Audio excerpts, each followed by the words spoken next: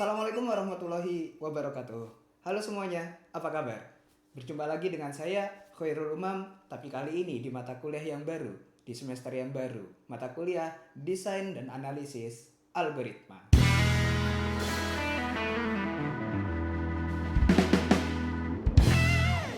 Berbicara tentang algoritma, kita semua sudah tahu, atau mungkin kita semua juga sudah mendalami apa itu algoritma, bahkan dari semester pertama saat kita kuliah di jurusan IT. Nah, eh, tetapi algoritma itu tidak sekedar modding ya, kalau sederhananya. Tapi algoritma itu juga layaknya sebuah rumah harus didesain. Bahkan harus dianalisis kekuatannya dan bagaimana tingkat efektivitas maupun efisiensinya. Oke, untuk memulai pembahasan kita selama satu semester ke depan, hari ini saya akan menyampaikan pengantar sedikit saja tentang mata kuliah kita Desain Analisis Algoritma yang kita singkat menjadi DAA. Baik, sebagai awal dari pertemuan kita akan membahas sedikit saja tentang garis besar dari apa sih sebetulnya itu algoritma, kemudian apa saja yang akan kita pelajari di mata kuliah ini. Oke. Berbicara tentang algoritma, dan kalau ada yang bertanya apa itu algoritma, saya yakin masing-masing dari pribadi kita akan punya jawabannya sendiri. Ada yang menjawab bahwa algoritma itu adalah urutan pekerjaan. Ada yang secara ringkas, secara singkat adalah itu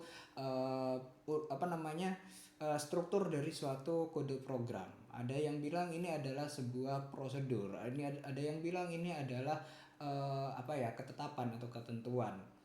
Ada banyak sekali yang akan punya jawaban sendiri-sendiri. Tidak serta-merta semuanya itu salah atau hanya ada satu yang benar dan yang lain salah. Itu tidak serta-merta seperti itu ya, bebas. Tetapi intinya kalau kita bicara tentang algoritma, berarti kita bicara tentang urutan atau instruksi yang jelas. Tanpa kejelasan, kalau instruksinya ambigu, muter-muter, ya tentu saja nanti apa yang dikerjakan menjadi tidak jelas juga. Kalau tidak jelas, maka itu tidak bisa disebut sebagai sebuah algoritma. Ya, ini adalah urutan instruksi, berarti tidak hanya ada satu instruksi. Satu instruksi pertama, kedua, ketiga, dan dia ditata secara berurutan dengan dengan aturan tertentu, dan setiap instruksi itu jelas apa yang harus dikerjakan. Oke, kemudian jika bicara tentang algoritma, berarti kita bicara tentang mengatasi suatu masalah. Ya, algoritma disusun atau dirancang itu pasti untuk menyelesaikan suatu masalah. Tidak ada algoritma yang ditulis karena gabut, nggak ada, gitu ya. Jadi harus benar-benar algoritma tersebut harus mengatasi masalah. Masalah seperti apa? Tentu besar kecilnya masalah tidak bisa kita patok ya di sini, bebas. Bahkan ada algoritma yang memang didesain hanya untuk satu masalah dan itu sifatnya sederhana. Terserah, yang penting kalau dia mengatasi masalah, maka bisa kita sebut dia sebagai algoritma. Lalu menghasilkan output dari input. Ya, mungkin kita recall lagi ya memori kita di pertemuan di semester 1 di algoritma dan pemrograman, bahwa algoritma itu bisa menerima input dan menghasilkan output berdasarkan input tersebut, gitu ya. Jadi tidak ada algoritma yang kita masukkan sesuatu, katakan data, kemudian tidak memberikan kita apapun. Nah, itu bukan algoritma ya, tapi mungkin itu mesin penghilang data. Bukan. Oke, jadi kalau algoritma itu pasti menghasilkan output. Nah, kalau algoritmanya didesain menghasilkan output tapi ternyata hasilnya tidak menghasilkan apapun, itu berarti ada yang salah dari algoritma itu. Oke. Dan yang terakhir, algoritma bisa dijalankan pada waktu yang tertentu atau terbatas. Jadi memang kita sebagai perancang algoritma nantinya harus bisa memastikan bahwa algoritma kita pasti akan berhenti di satu waktu. Ya. Katakan ini maksimal akan dijalankan selama 3 menit. Oh, ini maksimal dikerjakan selama 5 menit. Lebih dari itu mungkin bisa kita terminate secara paksa algoritmanya sehingga menghasilkan katakanlah pesan error atau apa. Tidak apa-apa, yang penting ada outputnya di sana. Nah, kalau algoritma itu tidak kita batasi dan dia akan running selama mungkin dengan data yang sangat besar misalnya, Kasihan penggunanya nanti, dia tidak tahu kapan akan berhenti kapan algoritma itu akan berhenti, akhirnya dia akan kehilangan banyak waktu yang mungkin berharga, begitu ya. Jadi sekali lagi, algoritma itu merupakan suatu urutan instruksi yang jelas yang digunakan untuk mengatasi masalah dan menerima input lalu menghasilkan output dalam waktu tertentu atau waktu yang terbatas. Begitu. Oke. Nah, uh, bagaimana sih caranya kita membuat algoritma untuk mengatasi suatu masalah gitu ya? Langkah-langkah apa saja yang harus kita kerjakan atau kita lakukan di sana? Tentu untuk bisa memecahkan masalah menggunakan algoritma, yang pertama kita harus memahami masalah itu. Kita benar-benar harus tahu masalah apa sih yang akan kita pecahkan dengan sebuah algoritma. Dalami, kalau memang ada yang tidak jelas dari algoritma dari masalah itu, maka tanyakan kepada orang yang lebih kompeten. Ini sebetulnya masalahnya maunya diselesaikan seperti apa, atau ini masalah ini sumbernya dari mana, masalah ini bentuknya seperti apa, tantangannya seperti apa. Ada banyak ya pertanyaan tentang masalah. Anda sebagai yang akan merancang algoritma tentu harus benar-benar bisa memahami masalah tersebut. Kalau masalahnya sudah dipahami, maka selanjutnya kita tinggal menentukan nanti algoritma yang kita buat akan dijalankan di perangkat seperti apa. Apakah akan berjalan di perangkat mobile atau perangkat server? Kedua-duanya berbeda ya. Mobile dengan server, secara umum sekarang server lebih kuat daripada mobile. Server disuruh menjalankan miliaran perintah dalam jangka waktu 1 menit, mungkin masih bisa dilakukan. Tetapi jangan harap kalau itu dikerjakan oleh perangkat mobile, bisa meledak HP Anda nanti. Ya, jadi benar-benar harus tahu, oh ini algoritma ini akan digunakan di perangkat yang seperti apa. Lalu apakah algoritmanya nanti akan menghasilkan output yang bernilai eksak pasti atau outputnya justru aproksimasi, yaitu pendekatan.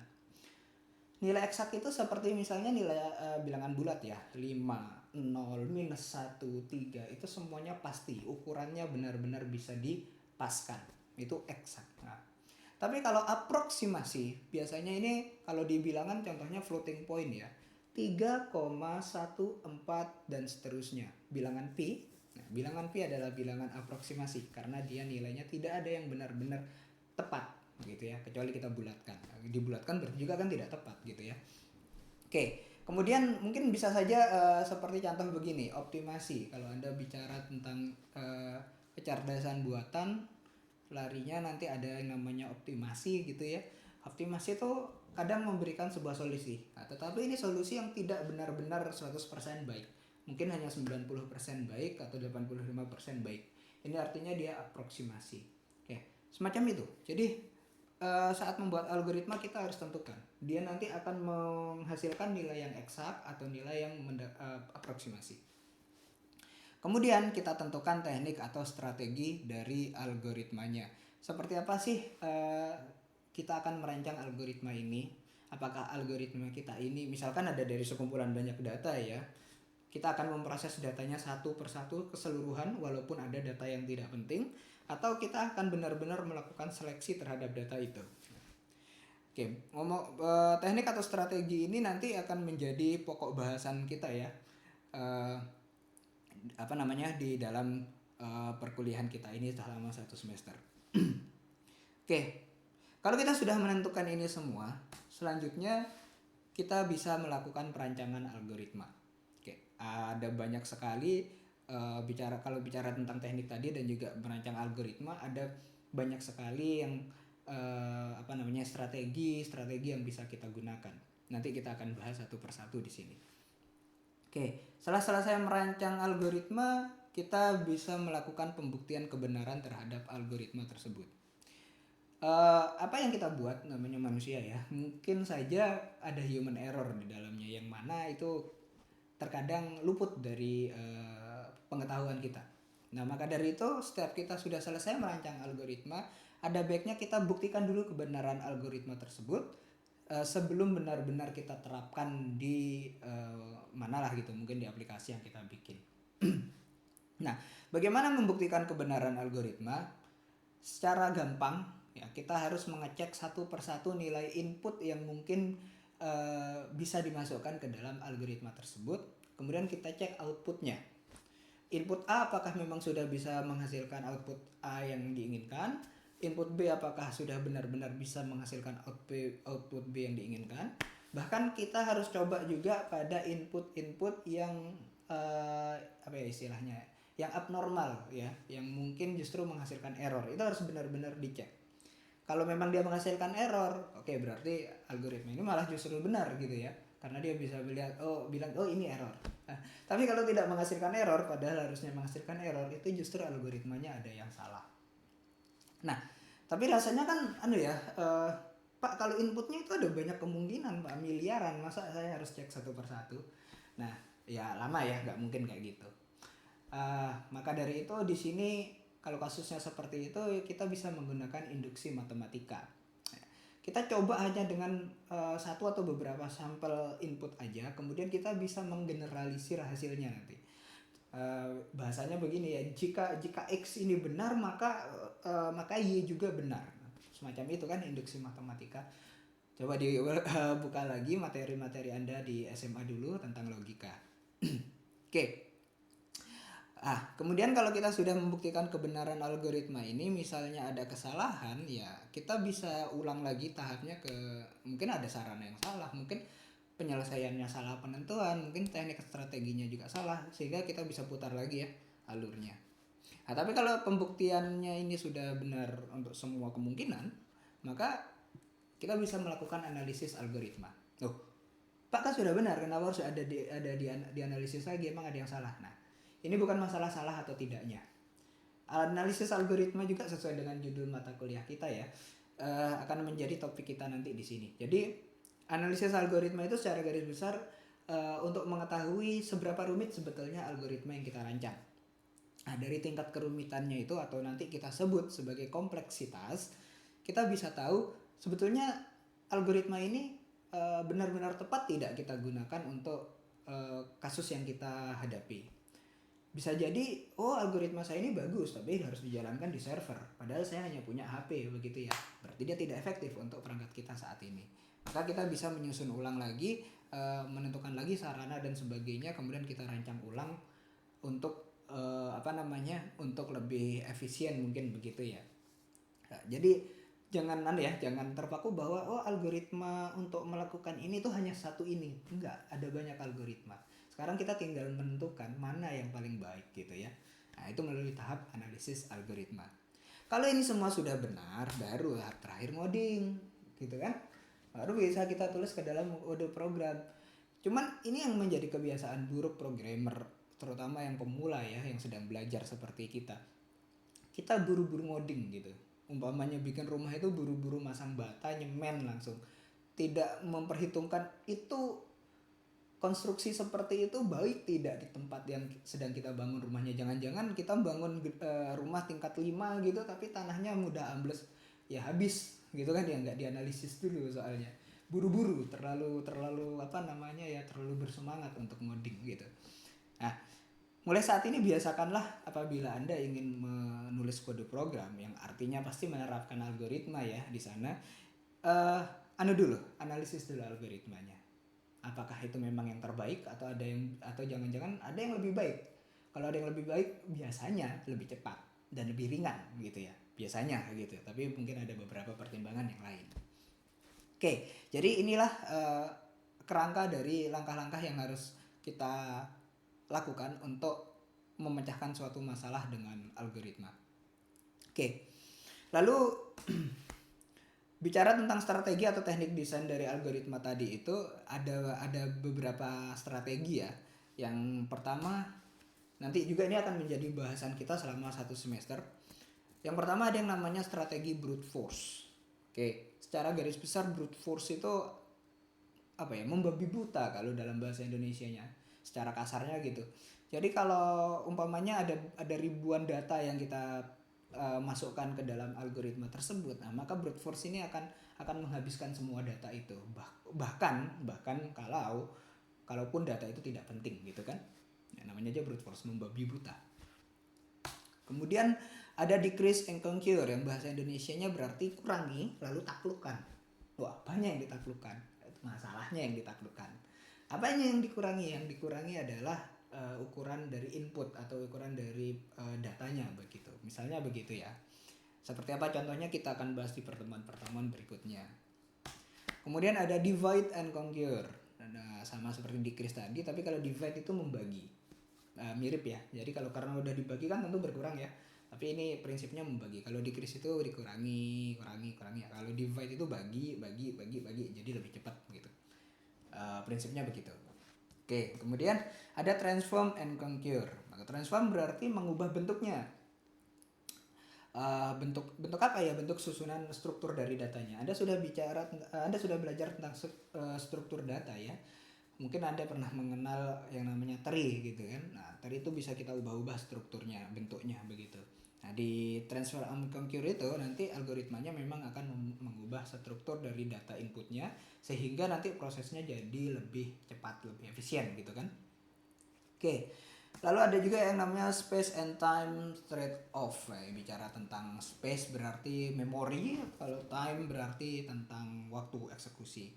Jadi di sana nanti mekanismenya secara garis besar itu bagaimana caranya menyederhanakan atau bagaimana caranya menukarkan waktu dengan ruang atau ruang dengan waktu gitu, sehingga tujuannya agar kompleksitas dari algoritmanya pun lebih sederhana. Kemudian ada dynamic programming. Tenang, kalaupun Anda mendengar kata programming di sini, sebenarnya dia tidak sedang ngoding ya, tidak sedang melakukan programming. Dynamic programming ini intinya hanyalah menyederhanakan permasalahan dengan mengubah formulanya gitu. Oke, formula dari algoritma itu. Nah, kemudian yang terakhir adalah greedy atau rakus. Sama seperti brute force tadi memakan semua, kalau greedy dia selalu mencari yang lebih baik. Tapi karena rakus, dan rakus itu juga tidak baik ya, mana-mana rakus itu tidak baik. Kadang yang karena terlalu rakus dia justru malah jadi salah gitu kan ya, malah jadi buruk untuk dirinya. Oke. Ya, ini nama-nama atau istilah-istilah yang akan kita bagi ke dalam 16 kali pertemuan termasuk hari ini, materi-materi ini, yang mana nanti di setiap strategi atau teknik dari desain algoritma ini ada beberapa contoh algoritma untuk mengatasi permasalahan-permasalahan tertentu. Oke, nanti kita akan bahas lebih lanjut. Nah, contoh-contoh masalah algoritma yang akan kita gunakan di dalam mata kuliah ini untuk melihat untuk menjelaskan beberapa contoh algoritma itu antara lain adalah masalah sorting. Nah, semua sudah tahu. Sorting artinya mengurutkan. Mengurutkan kan berarti membuat data menjadi terurut. Kalau huruf berarti dari A sampai Z gitu kan ya. Kalau angka dari 0 sampai 9, kemudian lanjut 10, 11 dan seterusnya. Atau dalam posisi yang dibalik dari Z ke A, dari 9 ke 0 dan yang lain sebagainya. Dan namanya juga terurut ya, berarti nanti data yang dimasukkan haruslah data yang benar-benar bisa diurutkan. Kayak gitu. Kalau diberikan datanya 2 laki-laki perempuan, bagaimana mengurutkannya? Tidak bisa. Karena data laki-laki dan perempuan bukan data yang sifatnya bisa diurutkan, bukan. Ya, itu contohnya. Oke. Kemudian searching atau pencarian. Pencarian kan berarti ada patokan gitu ya, ada search key-nya. Kita dikasih sekumpulan data, kemudian kita disuruh nyari, ada nggak data ini di sana gitu. Jawabannya ada atau tidak. Kalau ada, posisinya di mana? Seperti itu biasanya. Kemudian string processing, pemrosesan string. String biasanya bentuknya seperti kata atau kalimat gitu ya, kumpulan dari karakter. Tidak sekedar kumpulan dari karakter, bisa aja di dalamnya juga ada huruf. Maksud saya adalah numerik atau angka, dan juga mungkin ada karakter-karakter khusus. Nah, string processing ini salah satu contohnya adalah string matching, pencocokan string. Ya, banyak sih nanti implementasinya. Yang paling sederhana mungkin atau yang paling sering kita lihat adalah kalau kita nyari keyword tertentu gitu ya, keyword tertentu di Google, atau mungkin kita buka Word, kemudian kita ada nggak ya kalimat ini di dokumen ini gitu, kita searching dengan model string processing di sana. Oke. Kemudian ada graph problems. Nah, sekali lagi ini kaitannya dengan struktur data juga.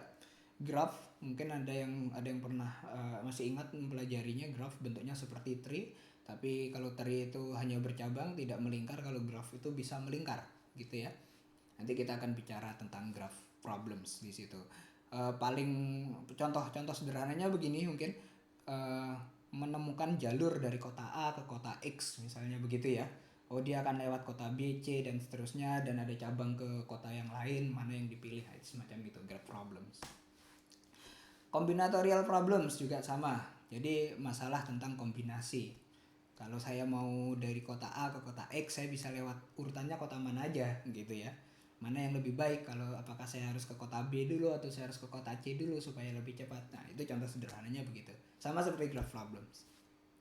Kemudian ada geometric problems. Nah, geometric itu berarti bentuk ruang ya. Biasanya bentuk-bentuk geometrik itu algoritmanya memang mengatasi susunan. Bayangkan aja puzzle gitu ya, bagaimana puzzle itu bisa disusun menjadi bentuk yang sempurna begitu, tapi dalam waktu yang sesingkat-singkatnya, seperti proklamasi jadinya ya. Oke. Terus numerical problems, ini masalah paling umum ya. Kita masalah-masalah yang melibatkan angka begitu, melibatkan perhitungan matematis. Kalau sudah bicara tentang matematis, saya harap Anda tidak bergidik bulu kuduknya. Oke. Oke, jadi inilah contoh-contoh masalah yang akan kita atasi dengan suatu algoritma gitu. Nah, kemudian bicara tentang algoritma, tadi sudah kita singgung juga. Algoritma kan bisa menerima input ya, dan biasanya input ini bentuknya data, dan data itu punya struktur. Nah, struktur data yang kita gunakan di dalam mata kuliah ini ada banyak jenis. Mungkin kita ingat lagi, ada yang namanya linear data. Ini bentuknya semacam array, variabel biasa seperti itu ya, yang bisa kita susun ulang, linear dia. Kemudian ada yang namanya graph, tadi sudah disebut, ada node, kemudian ada edge, artinya ada titik-titik, ada garis penghubung yang bentuknya bisa berulang, bisa memutar ke tempat asal, itu graph. Tree atau pohon begitu ya, tadi itu juga sama, ada ada node, ada edge-nya, tetapi dia tidak circular seperti graph. Coba dibuka lagi materi di struktur data, saya rasa Anda bisa mengingat ini semua. Kemudian ada juga yang namanya sets and dictionaries, mirip-mirip seperti array tadi. Oke. Nah, secara garis besar itulah yang akan kita kita pelajari selama 1 semester ke depan. Oke. Untuk awal ini hanya itu saja materi yang bisa saya sajikan kepada Anda. Saya harap Anda sudah mulai bersiap-siap kembali untuk mematangkan diri lagi di mata kuliah yang baru ini, kemudian lebih mempersiapkan diri lagi untuk menghadapi tantangan yang akan Anda terima di sini. Sebagai bocoran, mata kuliah kita ini bukanlah mata kuliah yang menspesifikkan keahlian Anda ke suatu perangkat gitu ya. Ini bukan mata kuliah yang digunakan untuk membuat sebuah aplikasi, bukan. Itu kenapa mata kuliah ini tidak punya pasangan praktikum. Mata kuliah ini condong ke mata kuliah teori, sehingga jangan merasa bahwa apa yang saya ajarkan di sini hanya cocok untuk satu bahasa pemrograman. Tidak, semua bahasa pemrograman bisa, bahkan semua jenis aplikasi juga masuk, karena ini memang top levelnya ya. Kita membedah bagian dalam algoritma tanpa berbicara lagi algoritma ini berjalan di mana begitu, atau digunakan untuk apa. Kalau sudah kita bicara tentang hasil analisis algoritmanya, baru kita akan bicara, oh ini cocok nggak sih untuk mobile, oh ini cocok nggak sih untuk web atau yang lain begitu. Oke. So tidak usah khawatir, tidak ada tugas untuk membuat membuat aplikasi, tapi mungkin memang sesekali akan saya sisipkan tahap-tahap ngoding ya, supaya kemampuan Anda, skill Anda dalam menulis kode program tetap terasah begitu. Jadi itu dulu dari saya untuk pertemuan hari ini. Terima kasih sudah menyimak penjelasan dari saya. Kita jumpa lagi di materi berikutnya. Wabillahi taufiq wal hidayah. Wassalamualaikum warahmatullahi wabarakatuh.